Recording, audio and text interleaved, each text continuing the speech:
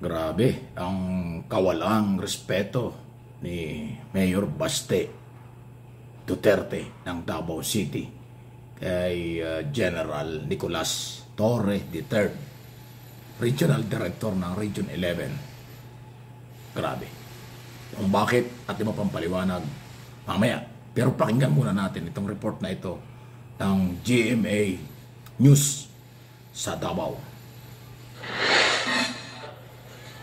Sabi, Raymond, professional akong polis. Professional yun ka. Professional nga bot-botay nga polis. Kini ang usa sa mga bana ni Davao City Mayor Sebastian Baste Duterte kang PRO 11 Director, Police Brigadier General Nicolas Torre III. Mahitungod kini sa tubag ni General Torre nga dili na daw angay patulan ang mayor o professional matud pa siyang pulis. Tubag kini ni Torre sa pagbatikos ni Mayor Baste kang Torre sa pahayag sa Regional Director nga di na daw magsinumbagay sa Davao kay magpinatyanay na. Ning baguhay lang gipakita sa Torre ang blue book nga matud pa gimanipula ang pag-record og krimen sa Dakbayan nga posible daw nga maoy naghatag og impresyon nga nung ubos ang krimen sa Dakbayan. Kung professional ka, unang-una sinagot mo, ano yung hiningi ko sa'yo? Theoretical framework. Kasi may conclusion ka eh. Gina-justify nyo yung ginawa nyo na movement dito o rearrangement ng mga polis sa Davao. Yung reshuffling. Una, theoretical framework. Saan mo ginamit yung, anong ginamit mong framework dyan? Pinag-aralan mo ba yan?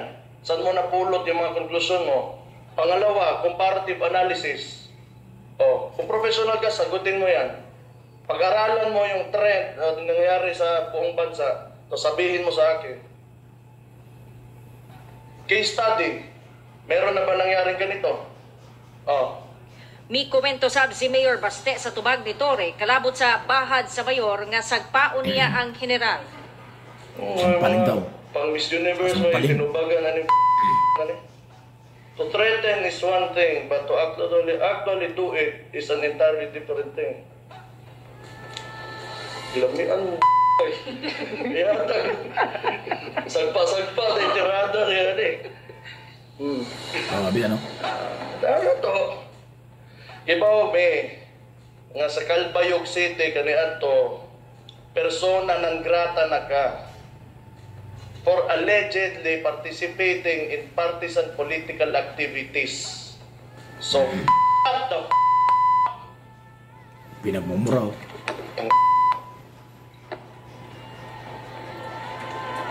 ilong dia, wakay angay. Pag-hawd-hawd rin Davao. Para si Duterte rin kumumuraw. Usa sa batod pa si Torre sa mga rason kung nganong way salig ang katauhan sa mga pulis sumala ni Mayor Baste. Ganahan man na sila lamang, mutuwa na sila lamang na sila kanini diwata. Si Kuan, barihan ng Torre, na paglamang, ganahan na sila. You know, you are scum of society. Na kamo ang the finest example of why Filipinos do not trust policemen. Sa kadugay-dugay panahon, ang tawag sa inyo, puaya. Gikuhaan og pahayag sa GMA Regional TV 1 Mindanao og bahin si Torre kalabot niini apan di sa daw una siya motubag. Kauban si Jojo Solarte sa kamet. Ayan o, grabe ano? O kayong mga Bisaya sa buong mundo, naiintindihan niyo yung sinasabi. Grabe ho yung batikos. Personal pang mananampalpat kung ano-ano. Grabe ano. Kakalungkot. Alam nyo kasi, ganito yan eh. Ang local official at PNP magkaiba yan. Ang PNP national, ang mayor local. Deployment, policy, programa, disiplina ng pulis mula yan sa national. Kung anong programa, policy ng PNP chief, yan ang pinapairal sa lahat ng pulis sa buong bansa, sa lahat ng region, probinsya at barangay. Kasi national sila, standard yung kanilang policy.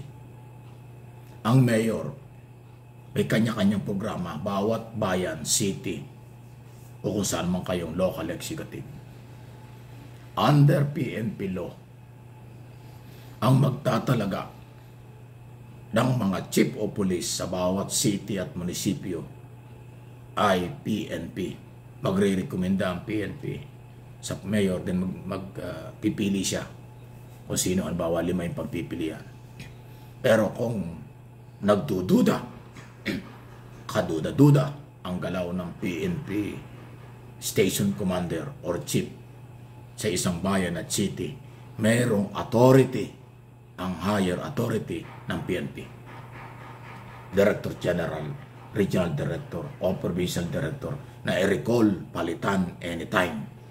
Ang Chief of Police, Commander ng Presinto, excuse me po, at iba pang mga nakatalagang pulis. Walang magagawa ang mayor dyan pag yan ay ginawa ng PNP.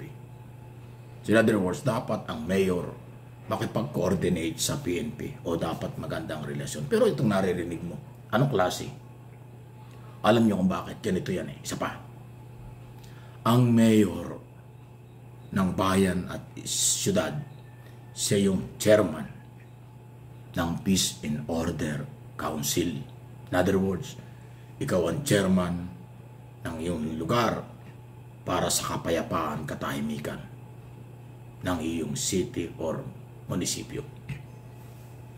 Kaya nga chairman ka ng Peace and Order Council. Kung paano mo gawin ng katahimikan, nasa mayor yun. Dapat ang mayor, huwag kang papayag na mayroong sindikato sa lugar mo na involved sa drugs, gambling, human rights violation, o anumang sindikato. At hindi ka rin papayag dapat na doon sa lugar mo mayroong wanted o pugante o pinaghahanap ng batas. Dapat yung mayor nangunguna sa pagpapatupad ng batas o sumuporta sa pulis at NBI kung may mga court order na warrant of arrest na nandun sa iyong area at of responsibility as chairman ng Peace and Order Council. Pero ngayon, anong ginagawa ni Baste Duterte? Ilan yung puganti sa Davao? Si Kibuloy at yung 4 pa niyang kasamahan. Mga pugante na yon, sabi ng Pangulong Marcos at ni Secretary Abalos, dahil mayroong court order wala sa Pasig RTC sa qualified human trafficking. Mayroong warrant of arrest wala sa Senado. Mayroong warrant of arrest wala pa sa ibang korte. So wanted na yun. Pugante nga eh. Yun ang obligasyon ng mayor, na dapat walang pugante sa iyong lugar. At kung mayroong pugante, dapat ipahuli mo yan. Dapat tulungan mo ang pulis at NBI na mahuli kung sinong pugante. Pero wala naman tayong narinig na ganun kay Baste, kay Mayor Duterte. So ibig sabihin, hindi nagagawa ni Baste yung pagiging chairman ng Peace and Order Council ng kanyang city. Kasi yung pugante sa kanyang lugar na si Kibuloy, abay hindi naman, wala tayong narinig na kanyang ipinahanap. Parang ayaw pa nga sila doon sa ginagawa ng pulis na pagpapatupad ng warrant of arrest. So paano yun? Ibang klase, no? Ibang klase sila. Ang channel na ito, kahit hirap tayo magsalita dahil mayroong namamalat tayo, paninindigan natin kung ano ang tama na naaayon sa mga batas, naaayon sa karapatan ng taong bayan, naaayon sa obligasyon ng law enforcement agency like NBI at police, at ano din ang karapatan ng mga local executive. Sana po nakuha ninyo. Paki-like lang ng aking mga video dito sa Mike Abe Opinions at dito sa channel na ito, MA Pinoy TV, para po nakakarating sa inyo.